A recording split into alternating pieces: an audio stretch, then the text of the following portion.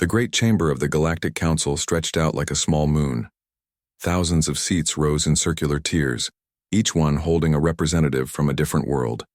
Lights from 100 different suns filtered through the massive dome above, casting strange colors across the assembled aliens. Ambassador Chen Wei sat in the human section, which was positioned near the back. The location said everything about how the galaxy viewed Earth. Important species sat close to the center. Ancient civilizations held the inner rings.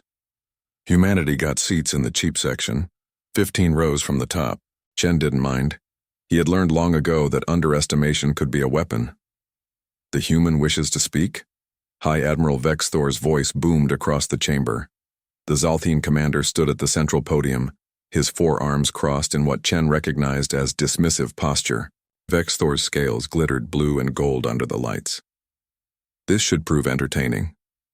Laughter rippled through the chamber. Not cruel laughter, exactly. More like adults humoring a child who wanted to sit at the grown-up table. Chen stood slowly. He was a small man, barely 5'6", with gray hair and a face that revealed nothing. He had been a diplomat for 32 years. Before that, he had been other things. Things that taught him patience. "High Admiral," Chen said, his voice calm and clear. "Earth wishes to offer military assistance in defending the outer territories against the Corinthian Dominion." The laughter grew louder. Someone in the Vexillian section made a sound like a wheezing kettle. The Plotharian delegate actually slapped his tentacles together in amusement. Vex Thor raised one hand and the chamber quieted. "Ambassador Chen, we appreciate Earth's enthusiasm. However, we must be realistic. Your species has been part of the Federation for only 15 years. 15 years. Some of us have children older than your entire membership." 17 years, corrected a voice from the Archon section. "But who counts?" More laughter. Chen waited for it to die down. "Nevertheless, High Admiral, we have resources that might prove useful." Vex Thor's second set of arms unfolded. He tapped commands on a holographic display. An image appeared above the chamber, showing Earth's registered military vessels. "Let us review," Vex Thor said. "According to our most recent intelligence, Earth possesses 43 registered warships. Your largest vessels are what you call destroyers. They measure approximately 300 meters in length. They are powered by, and please correct me if I am wrong, fusion reactors that we stopped using 4,000 years ago." The chamber was silent now. Everyone watched the display. Chen knew what they saw. Earth's military looked primitive compared to the sleek vessels of the Zalthine, the living ships of the Vex, or the phase-shifting cruisers of the Mentari Empire. "Your weapons," Vex Thor continued, "include kinetic projectiles and chemical missiles. Again, please correct me if I am mistaken, but these are technologies that most civilizations abandoned millennia ago." "You are not mistaken," Chen said simply. "Then you must understand our position. The Corinthian Dominion fields over 300 warships. Each one is larger and more advanced than your entire fleet combined. Their shields can withstand plasma cannons. Their weapons can crack a planet's crust. We are facing an enemy that has conquered 17 systems in the past 2 years.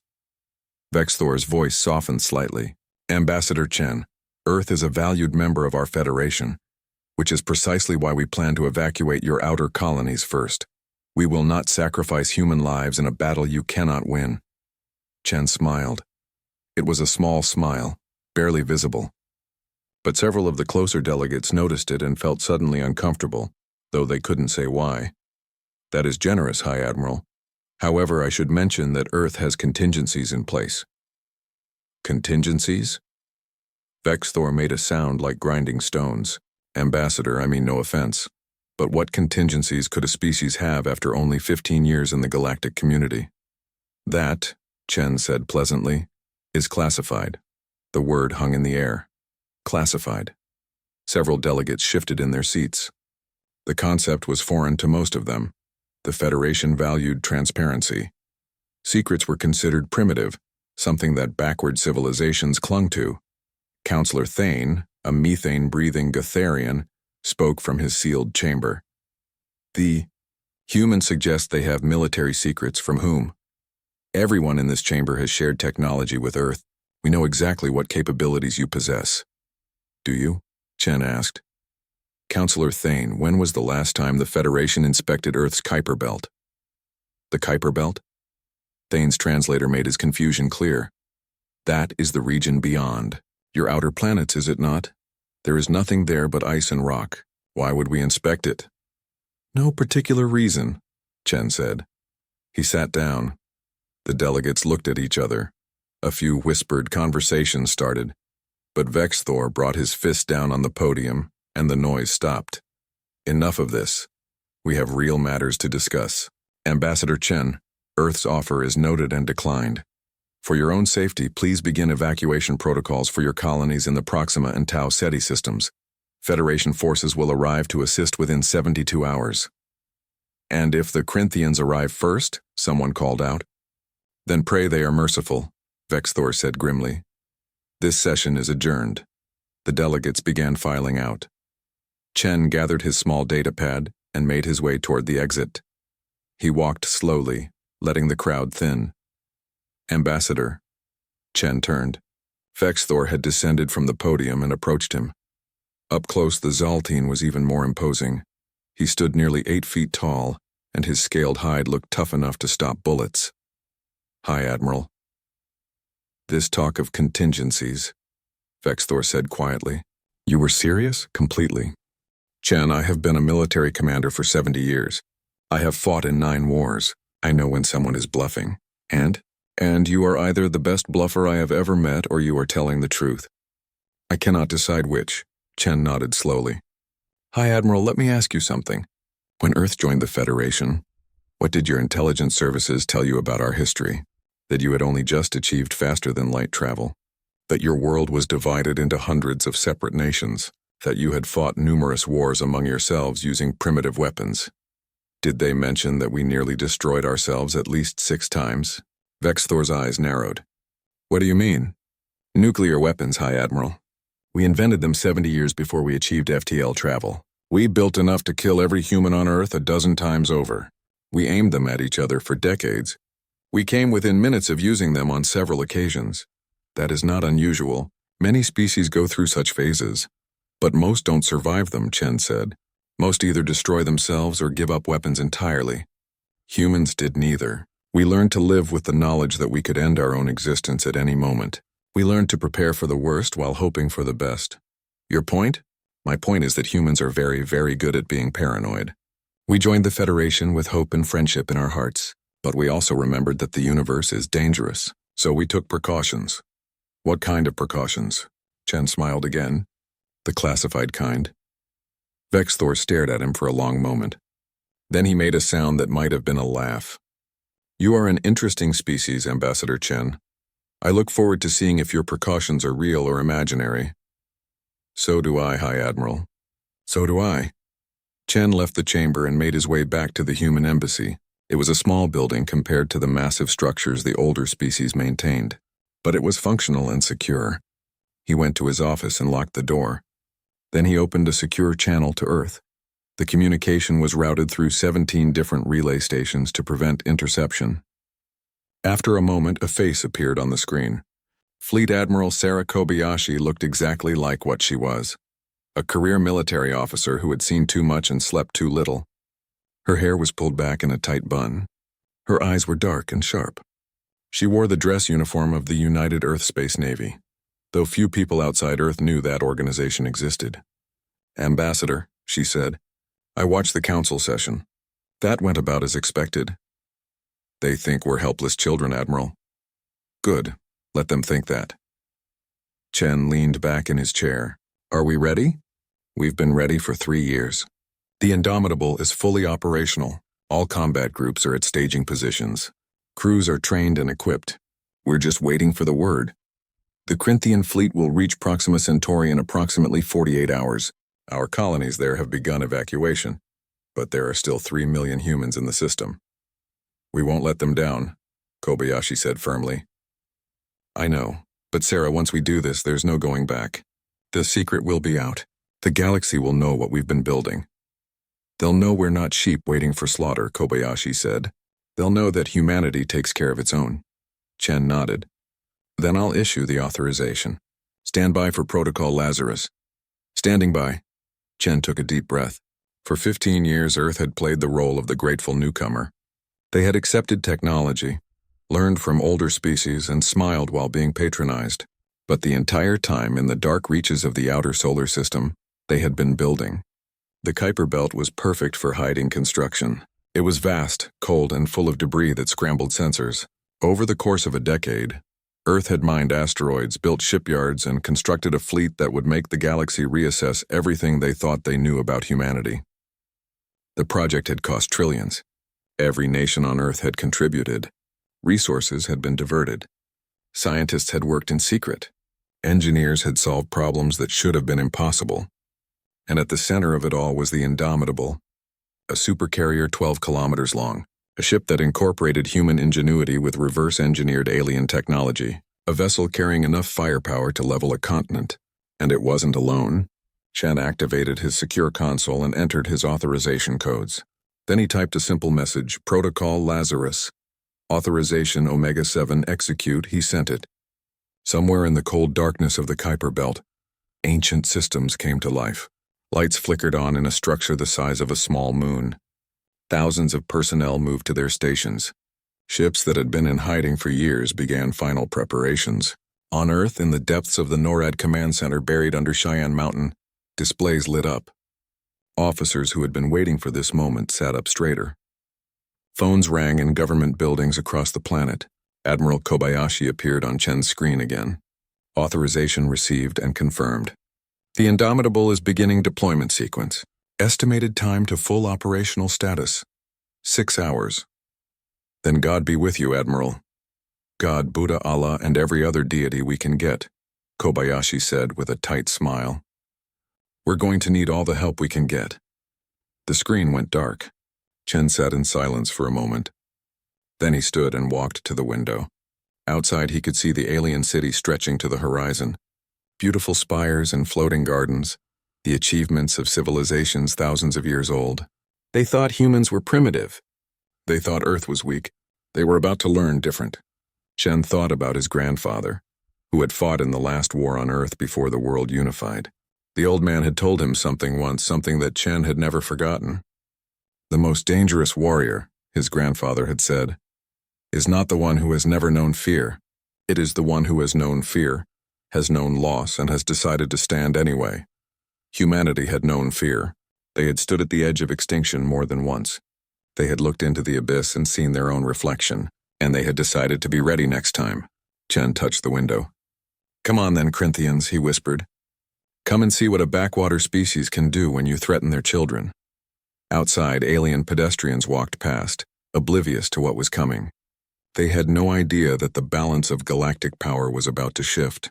They would learn soon enough. The alarm started at 0300 hours station time. Commander Rachel Torres was already awake when it happened. She had been watching the sensor displays for the past 6 hours, waiting for the inevitable. Contact, Ensign Park shouted from the sensor station. Multiple FTL signatures emerging at the edge of the system. Counting, 50, 80, 120 vessels. Ma'am, they're still coming through. Rachel stood up from her chair on the bridge of the UES Defiant. Her destroyer was one of 40 human ships positioned throughout the Proxima Centauri system. They were the official Earth fleet. The ships that everyone knew about. They were about to face over 300 Corinthian warships. Sound general quarters. All hands to battle stations. Send the warning to the civilian stations. Evacuation protocol is now active. Around her, the bridge crew moved with practiced efficiency. Red lights bathed the bridge. The ship's engines hummed to full power. Weapon systems came online. Final count, ma'am. 312 enemy vessels. Battleship class, cruisers, and destroyers. They're forming up in attack formation. How long until they reach the colony? At current speed, 4 hours. But ma'am, there's no way we can hold them off for that long. We don't have to hold them off, Rachel said quietly. We just have to slow them down. The Corinthian fleet looked like a swarm of angry insects on the tactical display. Their ships were biological constructs, grown rather than built. They were bone white with black markings, and they pulsed with an eerie bioluminescence. Each one was several times larger than the Defiant. Commander Torres knew the statistics. She had studied them for weeks. A single Corinthian battleship could destroy her ship with one shot. The shields on those vessels could absorb a nuclear blast. Their weapons could boil away a ship's armor in seconds. But humans had something the Corinthians didn't expect. They had desperation, creativity, and a willingness to do whatever it took. Communications. Send to all ships. Execute Plan Delta 7. Mark my countdown. 3, 2, 1. Execute. Across the system, the human fleet split into small groups. Instead of forming a traditional battle line, they scattered. Destroyers and frigates accelerated in different directions, moving at angles the enemy wouldn't expect. The Corinthians had never fought humans before. They didn't know how humans fought. Enemy fleet is accelerating. They're confused, ma'am. Their formation is becoming disorganized. They expected us to meet them head-on. Good, Rachel said. Helm, bring us about. Heading 270 Mark 15. Flank speed. The Defiant wheeled through space. Her fusion engines burned bright blue. Rachel felt the artificial gravity compensate for the acceleration, but just barely. Her stomach did a small flip. Weapons, prepare torpedo spread. Pattern echo, wait for my mark. Torpedoes ready, ma'am. Rachel watched the tactical display. The Corinthian fleet was trying to reorganize.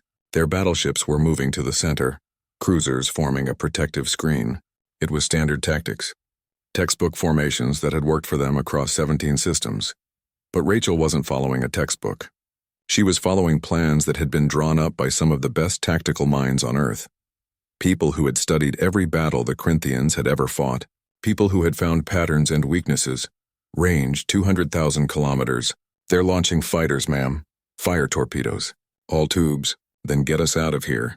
Full evasive. The Defiant shuddered as 12 torpedoes streaked away from her tubes. They were simple weapons by galactic standards. Chemical propellant. Nuclear warheads. The kind of thing that most aliens considered obsolete. But they were fast, hard to track, and there were a lot of them.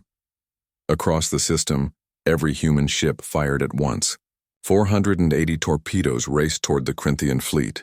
The enemy's point defense systems opened up, tracking and destroying incoming warheads. Bright flashes marked successful intercepts, but not all of them. Not nearly all of them. 16 torpedoes got through. They detonated against the shields of Corinthian cruisers and destroyers. The nuclear explosions looked like tiny suns blooming in the darkness. Shields flared and failed. 2 cruisers took direct hits and began venting atmosphere. Damage report on enemy vessels. 2 destroyers destroyed, 3 cruisers heavily damaged. But ma'am, they're launching a full spread of return fire. Rachel gripped her chair. All power to engines. Get us behind that asteroid cluster, now. The Defiant dove, her helmsman pushing the ship to her limits.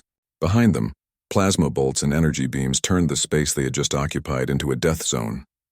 One shot grazed their shields. Alarms screamed. Lights flickered. Shield generator 2 is offline. Hull breach on deck 4. Seal it off. Keep moving. The destroyer slipped behind a massive asteroid, using it as cover. Around the system, the rest of the human fleet was doing the same thing. They weren't trying to win. They were trying to survive and buy time. On the colony world below, 3 million humans were loading onto every ship that could fly. Transport vessels, cargo haulers, even private yachts. Anything with an engine and life support. Major David Kim stood in the Spaceport Command Center watching the evacuation. He was a colonial marine, one of 500 defending the port. Behind him, families rushed toward loading ramps. Children crying. Parents carrying too much luggage. Elderly people being helped by younger volunteers. How long do we have? He asked. The fleet says they can give us maybe 6 hours before the Corinthians reach orbit. Maybe. 6 hours. David looked at the crowds. There were still 200,000 people waiting to board ships. They needed at least 12 hours. Then we'll hold the port for 12 hours, he said. His sergeant looked at him. Sir, the fleet is getting torn apart up there. If the Corinthians make orbit, we won't last 5 minutes. Then we better make those 5 minutes count. Above them, the battle raged. Commander Torres and her fellow captains were fighting a running battle across the entire system. They used every trick they could think of. They hid in asteroid fields. They fired missiles on delayed timers, letting the enemy think they had missed, then detonating when enemy ships passed by. They used electronic warfare to spoof sensor readings. They even deliberately damaged their own ships to leave false trails. It was working, sort of.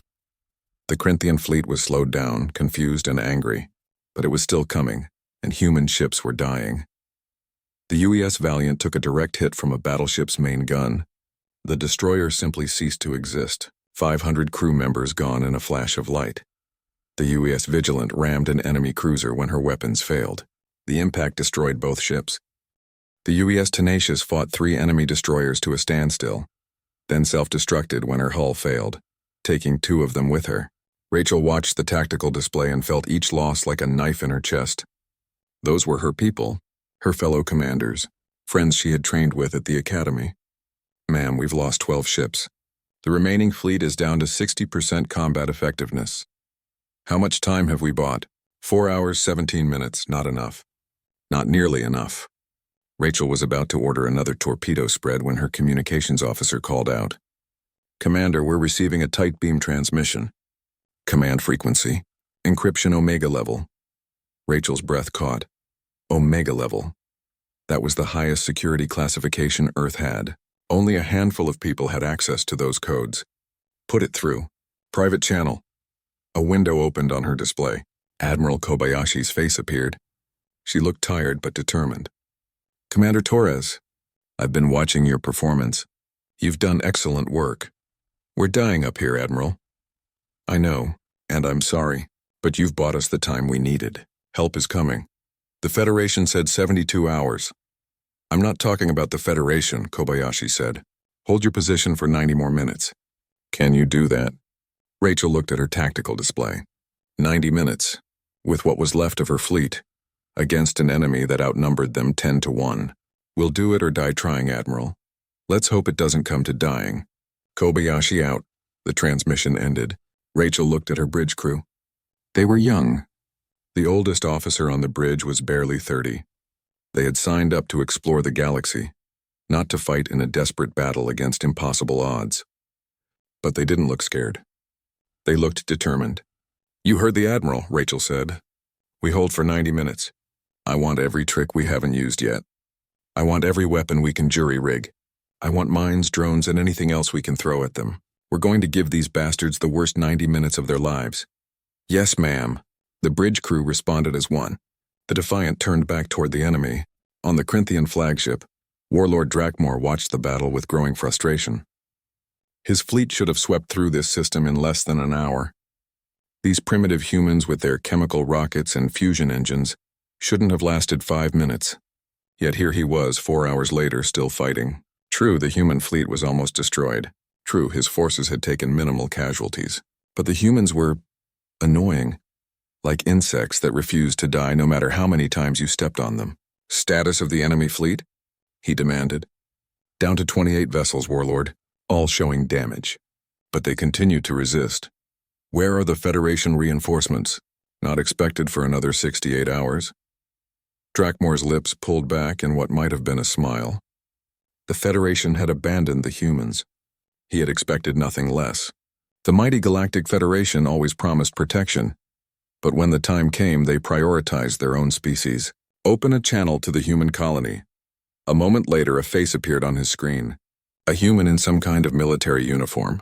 Drakmor didn't bother learning his name. Human, Drakmor said in heavily accented Standard Galactic. Your fleet is destroyed. Your people are helpless. The Federation will not save you. I offer you this one chance. Surrender your colonies.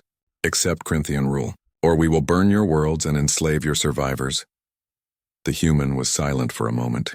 Then he spoke. Warlord Drakmor, I am Major David Kim of the Colonial Marines. I speak for the 3 million humans in this system. And my answer is, go to hell. The transmission ended. Drakmor stared at the blank screen. Then he laughed. It was a harsh, grating sound. I admire their spirit. Foolish but admirable. Very well. We will teach them the price of defiance. All ships advance. When we reach the planet, begin bombardment of military targets. Make it hurt. The Corinthian fleet surged forward. Rachel saw them coming. There was nowhere left to run. Her remaining ships formed a last defensive line between the enemy and the colony world. This is it, she said quietly. All ships prepare for final engagement. It's been an honor serving with you. Acknowledgements came back from the other ships, brief, professional, ready. The Corinthians opened fire. And then, in the darkness at the edge of the system, something changed. Sensors went crazy. Space itself seemed to tear open. Energy readings spiked to levels that shouldn't be possible. "What the hell is that?" someone screamed. Rachel stared at her display. Something massive was emerging from a point in space that sensors had always read as empty. Something huge. Something impossible. Something that made the entire Corinthian fleet look small. "My God," Rachel whispered. They actually built it. The UES Indomitable had arrived. Admiral Sarah Kobayashi stood on the bridge of the Indomitable and watched her crew work. The bridge was enormous, larger than a football field. 300 personnel sat at their stations, monitoring everything from weapons to life support. Holographic displays filled the air, showing tactical data, ship status, and the battle, happening light years away. "Final systems, check," she ordered. "Weapon systems online and green," called out Commander Jackson from the weapons station. "Shield generators at full power," reported Lieutenant Chen from Defense. "Reactor output nominal. All 4 zero-point generators operating at 98% efficiency. Navigation has a clean plot. Ready to jump on your command, Admiral." Kobayashi nodded. Around her, the bridge crew sat with perfect posture. They wore crisp uniforms, navy blue with gold trim. Every person here had trained for 5 years for this moment. They were the best Earth had to offer. Status of the battle group? "All vessels report ready. Carrier Group 7 is standing by. 20 heavy cruisers in formation. 4 subsidiary carriers prepared to launch. Strike-craft are loaded and pilots are in their cockpits." Kobayashi walked to the forward viewport. It wasn't really a window. At 12 kilometers long, the Indomitable was too large for traditional viewports. What looked like a window was actually a display showing the view outside, but it served the same purpose. Before her stretched the vast construction facility that had been her ship's home for the past 8 years.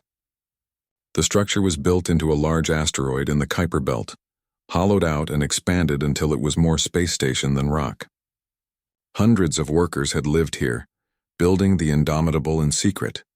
The project had nearly bankrupted Earth. Every nation had contributed. The United States, China, the European Union, India, Brazil, Russia, all of them had poured resources into this single effort. Scientists had worked 18-hour days. Engineers had solved problems that seemed impossible.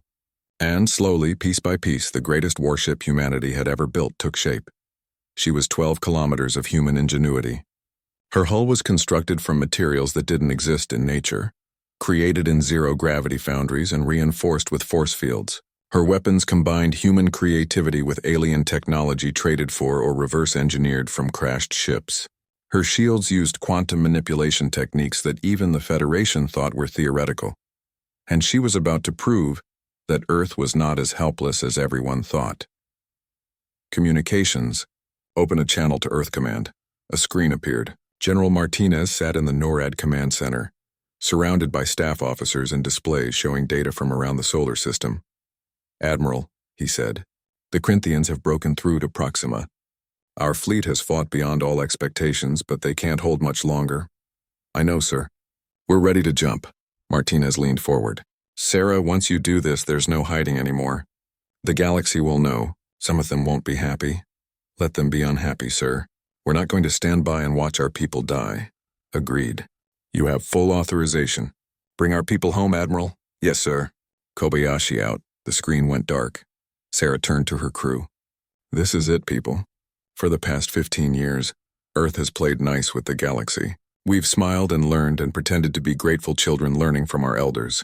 But we're not children. We're survivors. Our species has been through wars, plagues, disasters, and near extinctions. We're still here because we adapt, we endure, and we protect our own." She paused, looking at the faces around her, young and old, men and women, every ethnicity Earth had to offer, united in purpose. Today, the galaxy learns that humanity is not prey. We're not victims. We're not weak.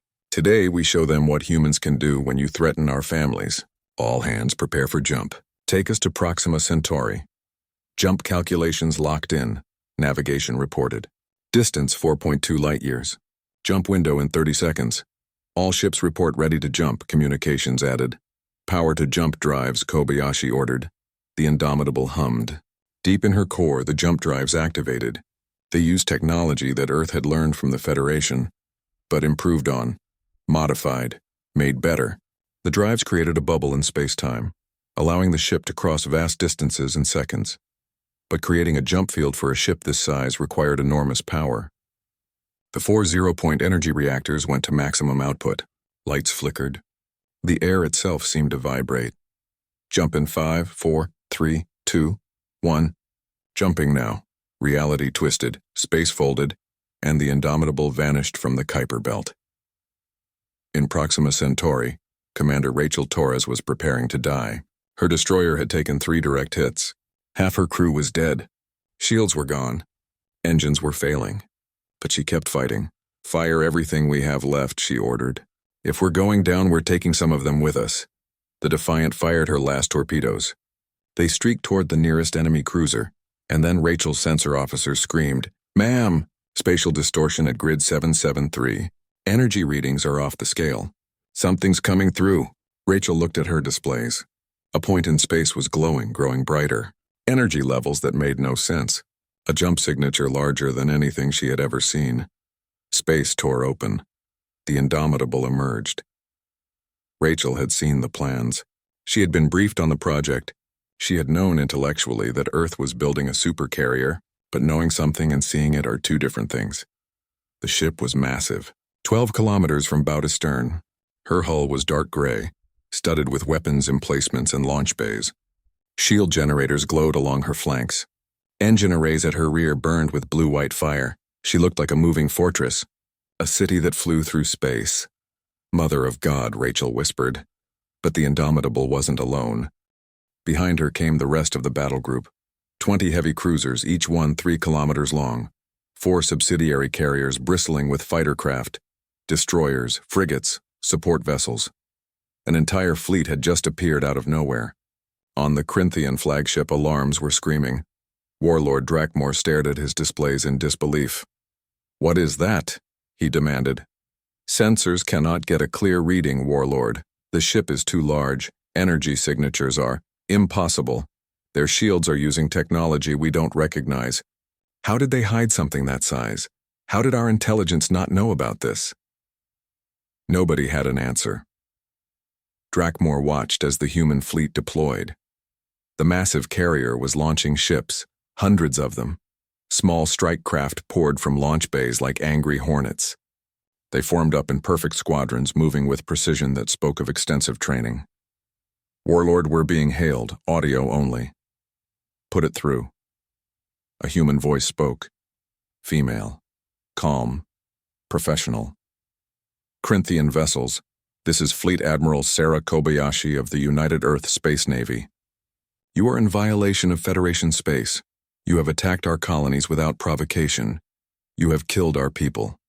I am here to inform you that this ends now. You have one chance to surrender.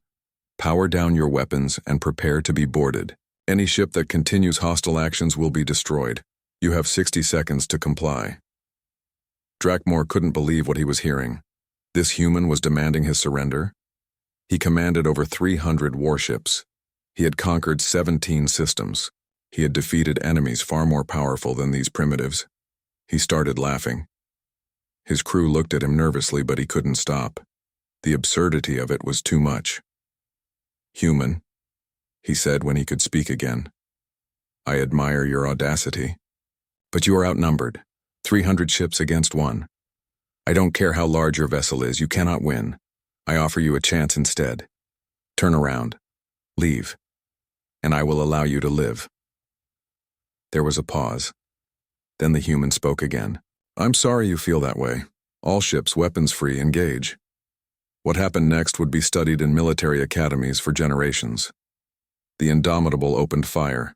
Her main guns were called magnetic accelerator cannons. MAX for short. They used electromagnetic fields to launch projectiles at tremendous speeds. The projectiles were solid tungsten rods, each one weighing several tons. They moved at a significant fraction of light speed. The first MAC round hit a Corinthian battleship amidships. The kinetic energy was so enormous that the ship's shields might as well not have existed. The tungsten rod punched through the hull, through the ship's interior, and out the other side. The battleship broke in half. The Indomitable had 12 MAC guns. She fired 6 of them in the first salvo. 6 Corinthian capital ships ceased to exist in a span of seconds. Evasive maneuvers, Drakmor screamed. Return fire. All ships. Target that carrier. The Corinthian fleet tried to respond. They fired plasma cannons and energy beams. Missiles and torpedoes streaked toward the human ship, and hit shields that simply absorbed the damage. The Indomitable's defense grid was layered. The outermost layer used gravitational manipulation to deflect incoming fire. The second layer was electromagnetic shielding that dispersed energy weapons. The third layer was ablative armor that could regenerate. And if all that failed, the hull itself was reinforced with materials that could withstand a nuclear blast. The Corinthian weapons were designed to fight Federation ships. They had never encountered anything like this. Meanwhile, the human strike craft engaged. 500 fighters swept into the Corinthian formation. They were small, fast, and heavily armed. Each one was piloted by a human who had trained for years in simulators and live exercises. Lieutenant Marcus Rivera sat in the cockpit of his fighter and felt alive. He had been born for this. Flying, fighting, pushing his aircraft to the limit. His fighter was called a Raptor. It was sleek, angular, and deadly. "Red Squadron on me," he called. "Attack pattern Delta. Target the cruisers." His squadron followed him in, 12 fighters moving as one. They dove toward a Corinthian cruiser, their weapons blazing. Railguns fired streams of high-velocity projectiles. Missiles locked onto target points. The cruiser tried to track them, but the Raptors were too fast, too maneuverable. They wove through defensive fire like dancers. Marcus rolled, dove, climbed, always moving, never staying still. Target locked, Fox 3. His missile launched. It was a smart weapon, capable of adjusting course mid-flight. It jinked around, point defense fire, and slammed into the cruiser's engine section. The explosion was spectacular. Hit confirmed, 1 cruiser damaged. All around the battlefield, similar scenes played out. Human fighters swarmed the Corinthian fleet. They targeted weapon systems, engines, shield generators. They attacked from unexpected angles. They worked together with a level of coordination that shocked the enemy. The Corinthian fighters tried to respond, but they were used to fighting other capital ships. Fighting small, fast, aggressive craft was different. The human pilots had studied every engagement the Corinthians had ever been in. They knew their tactics, their patterns, their weaknesses, and they exploited them ruthlessly. On the Indomitable, Admiral Kobayashi watched the battle unfold. Her ships were performing perfectly, exactly as planned, exactly as trained. Status report: enemy fleet is in disarray. 15 capital ships destroyed, 23 heavily damaged. Enemy fighters are withdrawing. Our strike craft reports 73 confirmed kills with only 5 losses. Good. Have the cruiser group move to flank position. I want them to cut off any escape routes. And prepare the maxi guns for another salvo. Target their battleships. The heavy cruisers moved into position. They weren't as large as the Indomitable, but they were still formidable. Each one carried enough firepower to destroy a small fleet. They formed a wall, blocking the Corinthian retreat. The trap was closing. Drakmor watched his fleet die and realized he had made a terrible mistake. He had underestimated the humans. He had assumed they were weak, unprepared, easy prey. He had been wrong. These humans fought like they had nothing to lose. They used tactics he had never seen. Their technology was beyond what any intelligence report had suggested. And their ship, that massive carrier, it was turning the tide of battle single-handedly. "Warlord, we've lost 40 ships. Damage estimates on the rest range from minimal to catastrophic. If we stay here, they'll destroy us." Drakmor's pride warred with his survival instinct. He was a conqueror. He had never retreated, never surrendered. But he had also never faced an enemy like this. "Open a channel to the human admiral," he said quietly. Admiral Kobayashi studied the face of Warlord Drakmor on her screen. The Corinthian leader looked exactly like what he was, a predator who had suddenly found himself prey. His elongated skull was covered in bony ridges. His eyes were black and deep-set. His teeth, visible when he spoke, were sharp and numerous. He looked dangerous. But right now he also looked worried. "Human Admiral," Drakmor said, "I underestimated your species. This was Unwise, perhaps we can discuss terms. Terms? Kobayashi kept her voice neutral. What terms did you offer the 17 systems you conquered? What terms did you give to the billions who died in your invasions? That was different. They were weak? Kobayashi interrupted. Is that what you were going to say? They were weak, so they deserve to be conquered? Let me tell you something about weakness, Warlord.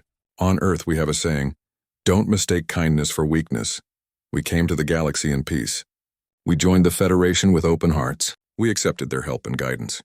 But we never forgot that the universe is dangerous. She leaned forward. So while everyone thought we were primitive and helpless, we were building, learning, preparing. Because we know what happens to species that can't defend themselves. We've seen it happen throughout history, and we decided a long time ago that it wouldn't happen to us. Drakmore's expression shifted. You kept all of this secret. For years, how? The Kuiper Belt is vast and dark. Sensor readings are difficult in all that debris, and everyone assumed we were too primitive to build anything worth noticing. Kobayashi smiled thinly. You know what they say about assumptions. So what now? You destroy my fleet? Kill us all? That depends on you. I gave you a chance to surrender. You laughed at me. My offer still stands, but the terms have changed. Power down all weapons immediately. Shut down your engines. Allow my ships to board and take your crews into custody. Any ship that resists will be destroyed without further warning. You have 30 seconds to decide. Drakmore's face twisted with anger. You cannot hold us forever. The Dominion will send more fleets. Larger ones. They will come for revenge. Let them come, Kobayashi said coldly. And they'll learn the same lesson you're learning now. Earth is not a victim. We're not easy prey. We're the species that survived ice ages, plagues, world wars, and our own stupidity. If your Dominion wants a fight, we'll give them one they'll never forget. She glanced at a display. 20 seconds, Warlord. In his command center, Drakmore looked at his officers. They waited for his decision. He could see the fear in their eyes. They had started this day expecting an easy victory. Now they were facing annihilation. Pride was a luxury he could no longer afford. Stand down, he said quietly. All ships power down weapons. Comply with their demands. Across the Corinthian fleet, ships began shutting down their systems. Weapons went offline. Engines cut to minimal power. It was the signal of defeat, and every crew member felt the shame of it. But they were alive. That was something. On the Indomitable's bridge, cheers erupted. Officers stood and applauded. Some hugged each other. The tension that had filled the bridge for hours finally broke. Kobayashi allowed herself a small smile. Communications send to all ships. Boarding parties are authorized. Take the Corinthian crews into custody. Be professional. Be respectful. But be thorough. I want every weapon disabled and every database downloaded. Yes, ma'am. And someone get Commander Torres on the line. Her people deserve to know what they helped accomplish. A moment later, Rachel Torres's face appeared on the screen. She looked exhausted. Her uniform was torn and dirty. There was a bandage on her forehead, but she was smiling. Admiral, it's good to see you. Commander, status of your ship? The Defiant is barely holding together, ma'am. We lost 60% of our crew, but we're still flying, barely. You bought us the time we needed, you and every ship in your fleet. Earth owes you a debt we can never repay. Rachel shook her head. We were just doing our jobs, Admiral. But I have to ask, where the hell did all this come from? I knew about the Indomitable project, but the rest? Those cruisers? The carriers? The strike craft? We've been busy, Kobayashi said. Everything you see here was built over the past 8 years. 3 orbital shipyards in the Kuiper Belt. 50,000 workers, resources mined from asteroids and outer system moons. We built an entire fleet in secret. The Federation is going to lose their minds when they find out. They already are. I'm receiving messages from every major government. The Council wants an emergency session. Ambassador Chen is getting calls from 100 different species. It's going to be an interesting few days. Rachel laughed, then winced. I need to see a doctor. And sleep for about a week. Granted. Good work, Commander. Kobayashi out. The screen went dark. Kobayashi turned to her executive officer, Commander Jackson.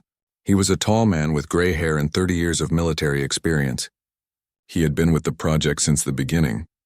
Marcus, status of the battle group? All ships report minimal damage. We lost 8 strike craft in combat.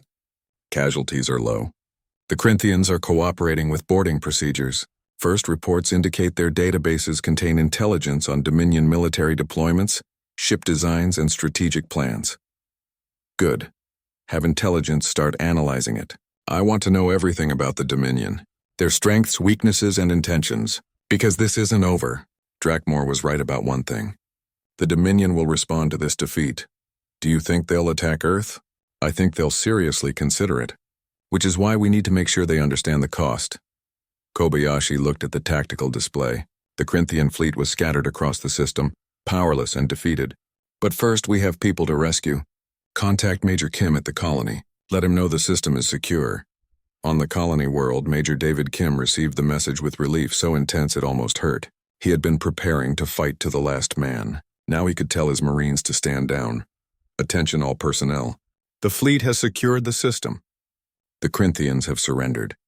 Evacuation is no longer necessary. Repeat, evacuation is no longer necessary. We're safe. Around him, people started crying. Marines who had been ready to die hugged each other.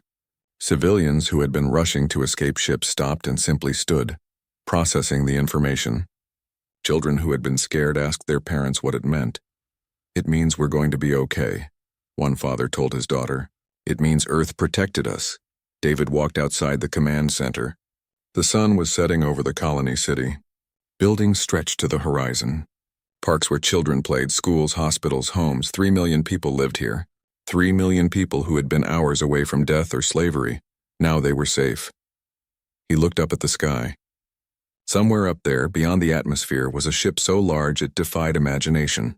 A ship built by humans, crewed by humans, commanded by humans. A ship that had just defeated an enemy fleet 300 strong. We did it, he whispered. We actually did it. In the Galactic Council chambers, chaos reigned. Representatives from 100 worlds shouted at each other. Some demanded explanations. Others wanted to know how Earth had hidden such a massive construction project.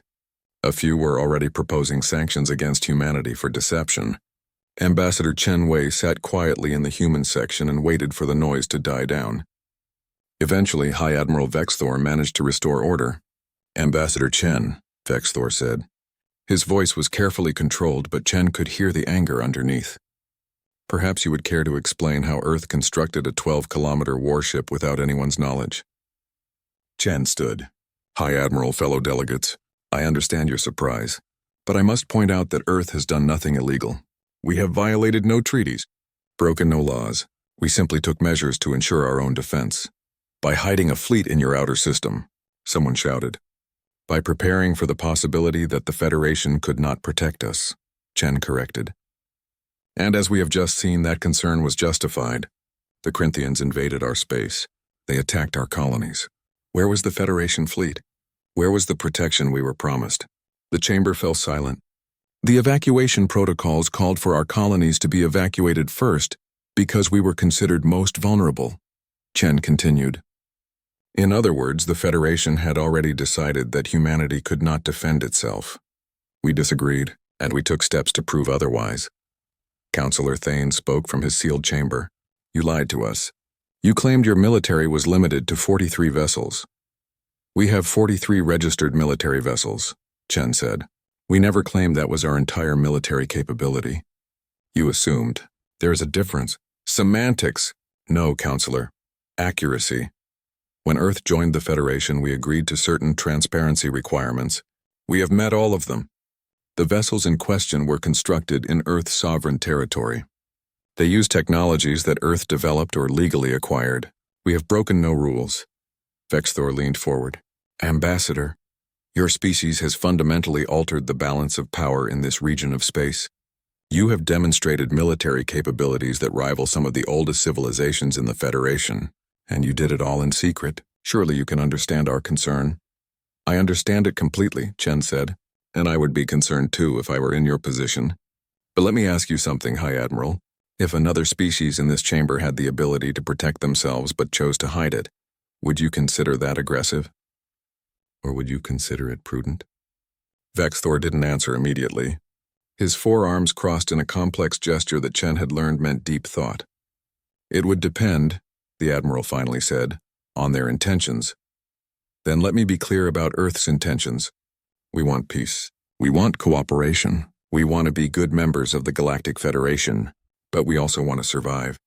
We have seen what happens to species that cannot defend themselves.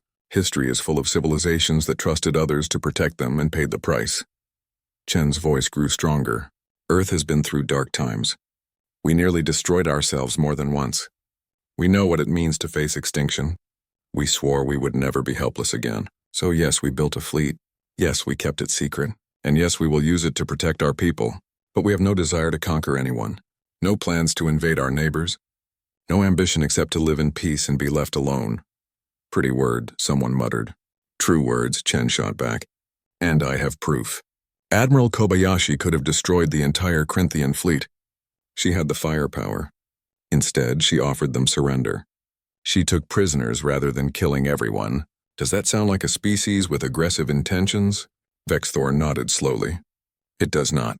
But Ambassador, your actions today have consequences. The galaxy has been watching. Right now, a dozen major powers are reassessing their intelligence on Earth. They are wondering what else you might be hiding. Some of them are afraid. Fear can be useful, Chen said, but it can also be destructive. We hope the galaxy will choose to see this as evidence of human capability, rather than human aggression. We defended our people, nothing more. And if the Corinthian Dominion retaliates, then we'll defend ourselves again. And we hope the Federation will stand with us. The chamber erupted in noise again. Some delegates supported Earth, others demanded restrictions. A few called for investigations. But Chen could see that the dynamic had changed. Before today, humanity had been dismissed, patronized, treated like children. Now they were being treated like a threat. It wasn't ideal, but it was better than being ignored. High Admiral Vexthor raised a hand for silence. The Council will take this matter under advisement. We will meet again in 3 days to discuss the implications. Ambassador Chen, I expect a full briefing on Earth's military capabilities. High Admiral, I can provide general information, but specific details remain classified. Still keeping secrets? Some secrets, Chen said with a slight smile, are worth keeping. As the session ended and delegates filed out, Vexthor approached Chen's seat. The massive alien looked down at the small human. You played us, Vexthor said. All of us. For 15 years. We prepared ourselves, Chen corrected. There's a difference. Is there? You knew we underestimated you. You encouraged it. Yes, Chen admitted. We did. Because underestimation gave us time. Time to learn. Time to build. Time to become strong enough that no one would dare attack us. Vexthor made a sound that might have been respect. It was well done. Risky but well done. Your Admiral Kobayashi is a skilled commander. And your ships. He shook his head. Impressive. Very impressive. Thank you, High Admiral. But Chen, you should know. Not everyone in the galaxy will react as I have. Some will see this as proof that humans are dangerous. They will argue for restrictions, sanctions, perhaps worse. Let them try, Chen said quietly. Earth has shown we can defend ourselves. Now we need to show that we're worth having as allies rather than enemies. Vexthor studied him for a long moment. You know, when we first met, I thought you were simply a clever diplomat. Now I realize you're much more than that. What were you before you became an ambassador? Chen smiled. That, High Admiral, is classified. 3 weeks after the Battle of Proxima Centauri, the Galactic Council reconvened. This time the atmosphere was different. The usual casual chatter was absent. Delegates arrived early and spoke in hushed voices. Many glanced at the human section, where Ambassador Chen Wei sat calmly reading a data pad. High Admiral Vexthor called the session to order. We are here to discuss the recent events at Proxima Centauri and their implications for the Federation. First, let me present the official report from our military observers. A holographic display appeared above the center of the chamber. It showed the battle in detail. The desperate fight by the human destroyer fleet, the arrival of the Indomitable, the defeat of the Corinthian Armada. The delegates watched in silence. Seeing it laid out like this with analysis and commentary made it even more impressive. The human carrier had taken on 300 warships and won decisively. Casualties on the human side were minimal. The Corinthians had lost over 60 ships destroyed and the rest captured. As you can see, Vexthor continued, Earth's military capabilities were significantly underestimated. Our intelligence services failed to detect a construction project of massive scale. This represents a fundamental failure that we are working to address. How did they hide it? Demanded a Dracorian representative. We have the best sensor networks in the galaxy. The Kuiper Belt, Vexthor explained, is approximately 50 times more distant from Earth's sun than their home world.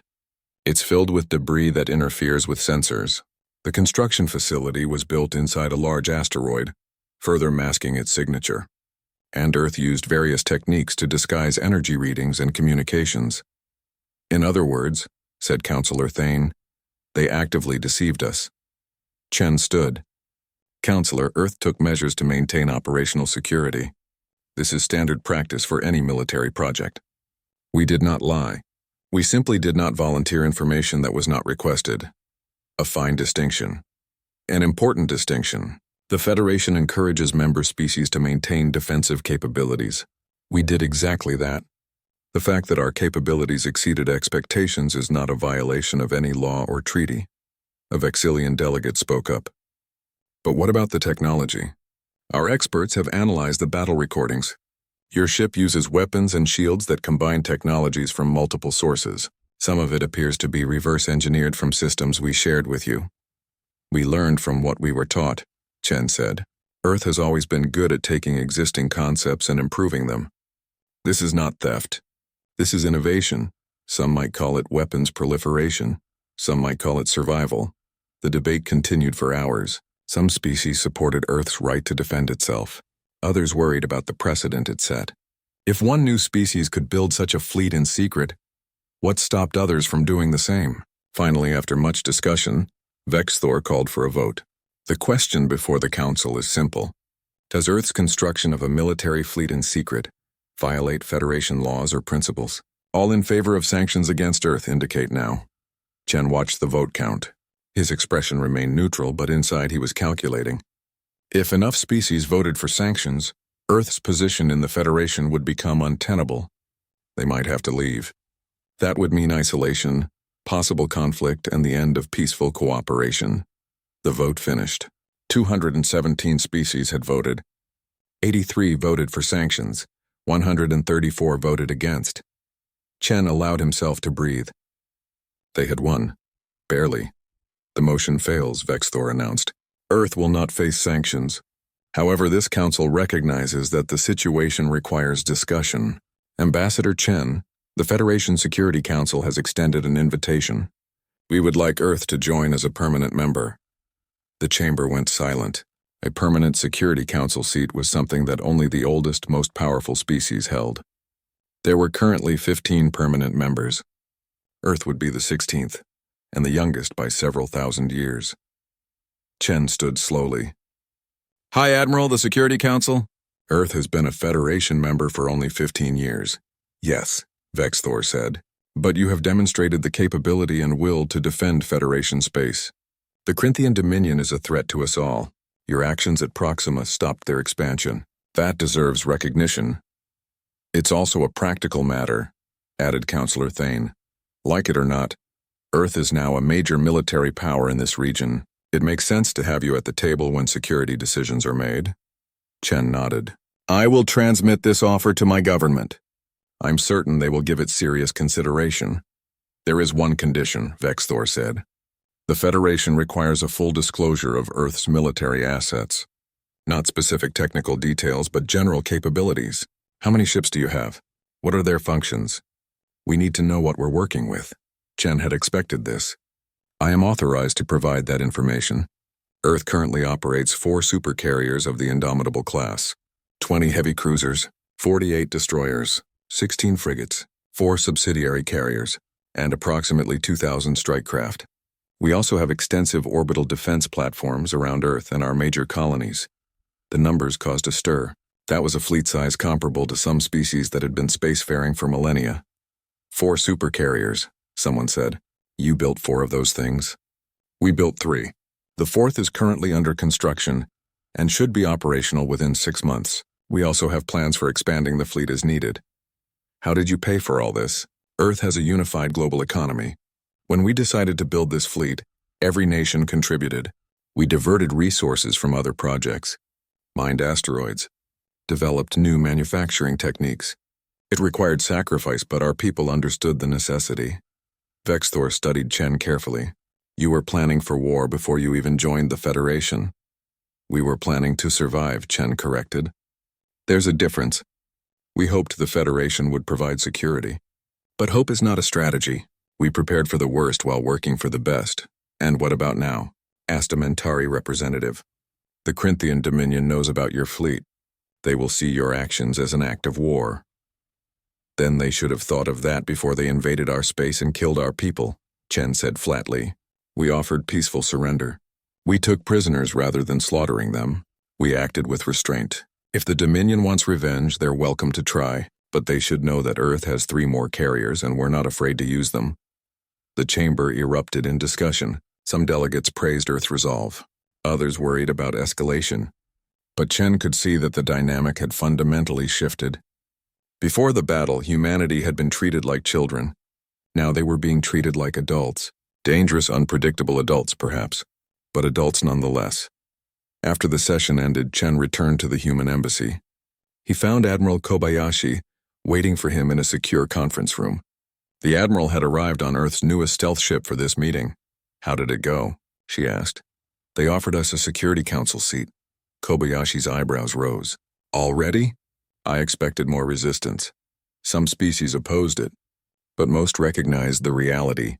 We're a major military power now. They want us inside the tent rather than outside. What about the Corinthians? No official word yet. But our intelligence suggests they're in chaos. Losing their entire fleet at Proxima was a massive blow to their prestige. Other species they conquered are starting to rebel. The Dominion is fighting to maintain control. Good, Kobayashi said. Let them struggle. It'll keep them too busy to bother us. Chen sat down and rubbed his eyes. Sarah, do you think we did the right thing? Building all of this in secret? The galaxy trusted us and we hid the truth from them. The galaxy underestimated us, Kobayashi corrected. There's a difference. They looked at Earth and saw primitives with chemical rockets. They didn't see our potential, our determination, our refusal to be victims, but now they're afraid of us. Fear and respect are close cousins. I'd rather be feared than dismissed. Chen nodded. I suppose. But I worry about the future. What happens when other species start building their own secret fleets? What happens when trust breaks down completely? Then we'll deal with it. Chen, humanity has survived ice ages, plagues, world wars, and near-extinction events. We're still here because we adapt. We endure. Whatever the galaxy throws at us, we'll handle it. There was a knock on the door. A junior diplomat entered. Ambassador, there's someone here to see you. High Admiral Vexthor. He says it's important. Chen and Kobayashi exchanged glances. Send him in. Vexthor entered, ducking slightly to fit through the human-sized doorway. He nodded to both of them. Ambassador Admiral, thank you for seeing me without an appointment. Hi, Admiral. What can we do for you? Vexthor sat in a reinforced chair designed for larger species. I wanted to speak with you privately, off the record. Go on. The council meeting today was political. Lots of posturing and speeches, but the truth is simpler. The galaxy is changing. The Corinthian Dominion is not the only threat. There are other aggressive species out there. Pirates, warlords, entire civilizations that see the Federation as weak and divided. And we need allies who are willing to fight.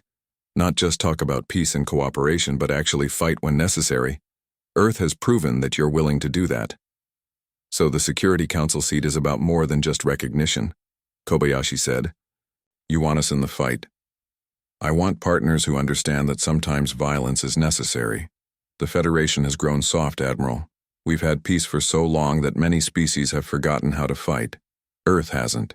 You're still warriors. And we need that. Chen leaned back. What exactly are you proposing? A mutual defense pact. Earth and the Zolthene hegemony. If either of us is attacked, the other responds.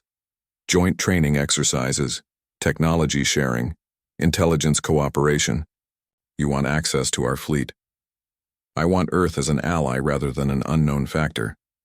Look, I know you don't trust us completely, and I don't blame you. But the galaxy is dangerous. Having friends is better than standing alone. Kobayashi looked at Chen. He nodded slightly. We'll consider it, Chen said. But understand, High Admiral, Earth's priority is protecting our own people. We're not going to become the Federation's attack dog. I wouldn't want you to be. But when the next crisis comes, and it will come, I'd like to know that we're on the same side. Vexthor stood. I should go, but think about what I said. The galaxy thought you were weak. Now they know better. Use that advantage wisely. After he left, Kobayashi turned to Chen. What do you think? I think he's right about one thing. The galaxy is dangerous, but I also think he's testing us, trying to figure out if we're allies or threats.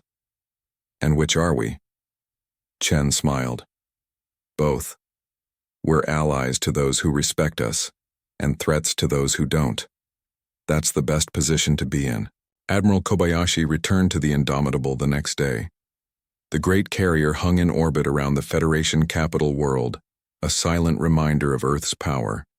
Thousands of aliens came to see it, taking pictures and tours of the exterior. It had become something of a tourist attraction. On the bridge, Kobayashi stood at her usual spot and looked at the planet below. It was beautiful.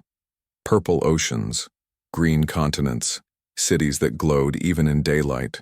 This world had been at peace for 5,000 years. No wars, no conflicts, just prosperity and growth. Earth had never known such peace. Humanity's history was written in blood and fire. But maybe that was okay.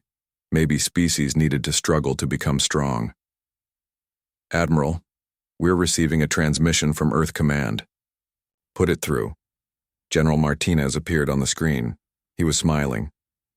Admiral Kobayashi, I have news. The President has authorized construction of 2 additional supercarriers. They're also approving expanded shipyards in the Kuiper Belt and Saturn's orbit. We're doubling the size of the fleet. That's excellent news, sir. What about the Security Council seat? We're accepting it. Chen will make the official announcement tomorrow. Earth is going to be a major player in galactic politics whether we like it or not. Might as well embrace it. Yes, sir. What are your orders for the battle group? The Indomitable will remain at the Federation capital for another month. Let them see what humanity can do. Let them remember. Then you'll begin a tour of our colony systems. Show the flag. Remind everyone that Earth protects its own. Understood, sir. And, Admiral, well done. You and your crew have done something remarkable. You've changed the galaxy's perception of humanity. That's not a small thing. Thank you, sir, but I couldn't have done it without my people. They're the real heroes. Agreed. Martinez out. The screen went dark. Kobayashi walked to the forward viewport and looked at Earth's new reality. They had been underestimated, dismissed, patronized, but no more. Now they were respected, feared, recognized as equals. It had taken 15 years of secret work, trillions of dollars, the combined effort of an entire planet. But they had done it. They had built a fleet that could stand against any enemy. They had proven that humanity was not prey. Ma'am? Her executive officer approached. The crew is asking permission to display the flag. Permission granted. Across the hull of the Indomitable, lights activated. They formed a pattern that slowly became visible. The flag of Earth. Blue and green representing the oceans and continents. White stars showing humanity's reach into space. And at the center, a simple message in every language Earth spoke. We stand. 2 words. But they meant everything. We stand for our people. We stand against tyranny. We stand when others fall. We stand because we must. The galaxy had learned that lesson at Proxima Centauri. Earth was not weak. Earth was not helpless. Earth was a species that had survived everything the universe could throw at them, and they would continue to survive. Captain, Kobayashi said quietly, set course for the Tau Ceti system. Let's go check on our colonies. Yes, ma'am. Setting course now. The Indomitable's engines flared. The massive carrier began to move, her escort ships falling into formation around her. They accelerated away from the capital world, heading toward human space. Behind them, aliens watched and whispered, some in admiration, some in fear. But all of them knew one thing now. Humanity had arrived, and the galaxy would never be the same. Far away in the depths of the Oort cloud, construction continued on Carrier Group 7. New ships taking shape in the darkness. More weapons being built. More defenses being prepared. Because humanity had learned the most important lesson of all. Hope for peace, but prepare for war. Trust, but verify. And never ever let anyone think you're helpless. The galaxy had underestimated Earth once. They wouldn't make that mistake again. And somewhere in the cold darkness of space, aboard the largest warship humanity had ever built, Admiral Sarah Kobayashi stood on the bridge and smiled. They had done it. Against all odds. Against all expectations. They had proven that Earth could stand with the giants. And if those giants ever threatened humanity again? Well, Earth had 3 more carriers, and they weren't afraid to use them. The future was uncertain, dangerous, full of threats both known and unknown. But for the first time since joining the galaxy, humanity faced it with confidence. They were ready. They were strong. They were not victims. They were survivors, and they would make sure everyone remembered it.